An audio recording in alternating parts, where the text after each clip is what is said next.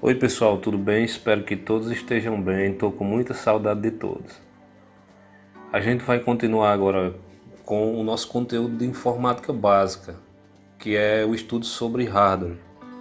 Na última aula vocês viram dispositivos de entrada, dispositivos de saída e dispositivos de entrada e saída ao mesmo tempo. Também viram a questão das placas-mãe. Aprenderam sobre suas conexões, que a gente chama de slots, e viram um vídeo que ensinava onde se conectar os principais dispositivos de hardware nas placas-mãe. Na aula de hoje a gente vai começar a estudar sobre os processadores. Os processadores também são conhecidos como CPUs, Unidades Centrais de Processamento. Eles são responsáveis por receber dados e transformar esses dados em uma informação. Isso significa que quando passamos uma tarefa para o computador, quem vai, entre aspas, quebrar a cabeça para resolver aquele problema é o processador. Os processadores possuem algumas características que é muito importante que aprendamos sobre elas. Influenciam diretamente na questão da velocidade de processamento do computador e também na questão de multitarefas, que é a capacidade que o computador tem de fazer várias coisas ao mesmo tempo. Por exemplo, você abrir um editor de texto e enquanto digita um texto escutar uma música. A primeira dessas características que nós temos que aprender é quanto à velocidade do processador. Essa velocidade é chamada de clock. Ela é medida em Hz. Por exemplo, existem processadores que têm velocidade de 3.2 GHz, enquanto tem processadores que têm velocidade de 4.0 GHz. Esses são apenas alguns exemplos. Esse gigahertz, pessoal, é a capacidade que o processador tem de resolver aqueles problemas e dar o resultado em um determinado tempo. Quanto maior, pessoal, for esse número do processador em gigahertz, mais rápido ele vai conseguir resolver as tarefas que são enviadas a ele. Vou tentar mostrar aqui para vocês como é que a gente vê essa quantidade de gigahertz que um processador possui. Vejam aqui nessa imagem, eu estou com a configuração aqui de um processador Core i3 de terceira geração, que é o 3220, pessoal. O CPU-Z, que é um software que a gente utiliza para ver essas configurações dos processadores, ele está mostrando aqui que esse Intel Core i3 de terceira geração, ele possui uma velocidade de 3.3 GHz. Estão vendo aqui, ó? 3.3 GHz. Aqui eu já estou com um Core i7 de sexta geração, é o Core i7 6700K. Pessoal, ele possui uma velocidade de 4 GHz, muito bom, hein? E agora eu estou com outro i3, só que esse agora é de nona geração, pessoal. Esse i3 aqui, que é o 9100, ele chega à velocidade de 3.6 GHz. Olha aí a diferença daquele outro i3, ó. São dois i3, mas possuem velocidades diferentes. Esse i3 3220 tem velocidade de 3.3 GHz, enquanto o i3 9100 ele possui velocidade de 3.6 GHz. Isso aqui é bem mais rápido, hein? Outra característica muito importante, e essa daqui vai influenciar no número de tarefas que um processador pode realizar, são os cores. O core, pessoal, ele é o núcleo do processador. Esse core ele também pode ser chamado de ULA, Unidade Lógica Aritmética. É lá onde os cálculos são feitos. Ele é a central que recebe os dados e que faz os cálculos dentro do processador. Pessoal, se um processador é dual core, significa que ele tem dois núcleos, quadricore, 4 e aí vai. Quanto mais núcleos um processador tiver, mais tarefas simultâneas ele pode fazer. A gente vai voltar lá para aquela análise lá dos processadores pelo CPU-Z, para a gente ver a quantidade de núcleos também que aqueles processadores possuem. Estamos aqui novamente com o Core i3 3220 e agora a gente vai analisar a questão do número de cores dele. Vejam que esse aqui é um processador que possui dois cores, ou seja, dois núcleos.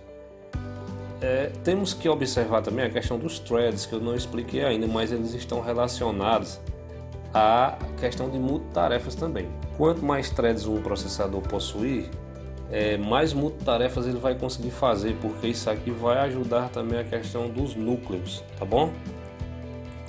Vamos agora para o segundo processador aqui, que é o Core i3-9100. Esse aqui já possui 4 cores, ó.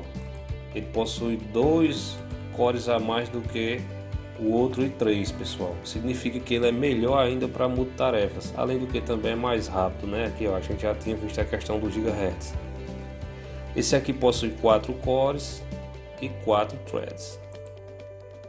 O último agora é o Core i7-6700. Ele possui, pessoal, 4 cores igual ao outro, só que aí possui 8 threads, sendo que é bem melhor para a questão de multitarefas do que os anteriores. Pessoal, de tudo que falei, o que é importante realmente fixar: quanto maior o clock do processador, que é dado em GHz, mais veloz é esse processador. Quanto mais cores o processador possuir, mais tarefas simultâneas ele vai conseguir fazer. Só isso.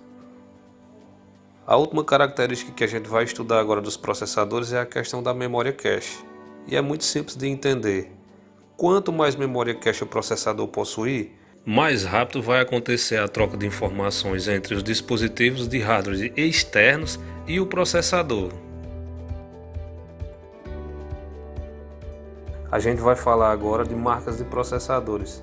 As duas líderes mundiais são a Intel, tá aqui, ó, processador Intel, e a AMD. A AMD vem se destacando ultimamente agora porque vem lançando processadores de baixo custo com bom desempenho e um bom preço. O pessoal que gosta de gamer está comprando muito esses processadores AMD.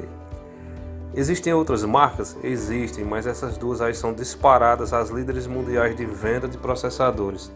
Lembrem desses dois nomes, Intel e AMD. Bem, pessoal, os processadores são dispositivos que esquentam muito e eles precisam de outros hardwares para esfriá-los. Logo em cima dele é colocado uma pasta térmica, pessoal, como a que vocês estão vendo aqui na imagem, ó. Aqui é uma bisnaga com pasta térmica. Essa pasta térmica, pessoal, ela faz contato com o processador e depois vai fazer contato com a parte de metal do cooler, uma parte de metal que é chamada dissipador de calor, que a gente vai ver agora, viu? Pronto, tá aqui, ó. Os coolers que ficam em cima da pasta térmica, eles são divididos em coolers passivos e coolers ativos. Os passivos são os que não possuem aquele ventilador. Esse aqui é um exemplo de um deles, ó. Ele só possui a parte de metal. Essa parte de metal entra em contato com a pasta térmica está em contato com o processador e aí ela absorve o calor. Esse cooler aqui, todo de metal, ele absorve o calor e dissipa no ambiente. Esse que não tem o ventilador, ele geralmente é usado para pessoas que necessitam de um computador que não faça barulho nenhum, já que os ventiladores que tem no cooler, o nome correto é chamado de cooler mesmo, viu? Não é ventilador não. Eles fazem muito barulho, então acabam usando esse daqui. Aqui a gente vê um cooler convencional, esse é o mais comum de ser utilizado. Se vocês observarem, ó, ele tem uma parte de metal. Essa parte de metal eu já expliquei que é chamada de dissipador de calor e serve para absorver o calor que está sendo liberado pelo processador e pela pasta térmica. E esse ventilador joga ar nele aqui para dissipar no ambiente o calor que foi absorvido pelo dissipador. Esse aqui, como usa ar, ele é chamado de air cooler.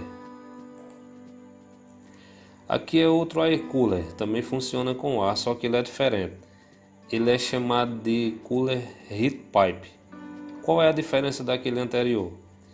Enquanto o anterior, pessoal, o processador fica embaixo do dissipador de calor aqui e o ventiladorzinho aqui joga o vento em direção aqui ao processador, o heat pipe ele não faz isso, ó. O processador ele vai ficar embaixo dessa parte de metal e o ventilador vai jogar o vento, ó, em uma direção diferente, não é em direção ao processador. Outro detalhe também é que tem esses filetes aqui de alumínio dele, ó, são bem mais finos, o que faz com que absorva o calor de forma melhor. Ele é bem mais eficiente do que o anterior. Por último, a gente tem o water cooler. Ele usa um líquido aqui, pessoal, ó, essas mangueirinhas aqui, ó. Essa parte do water cooler aqui é colocada em cima do processador. Absorve o calor, o líquido sai quente e vai até o water cooler. Quando chega aqui ele é resfriado e volta frio para o processador. Fica fazendo esse círculo aqui. Ele é o mais eficiente de todos esses que a gente viu hoje aqui. Pessoal, só um detalhe, ó. Às vezes que me referi ao cooler chamando de ventiladorzinho é só para fins didáticos, só para que vocês entendam melhor. Mas o correto é chamar sempre de cooler, viu? O nome certo é cooler.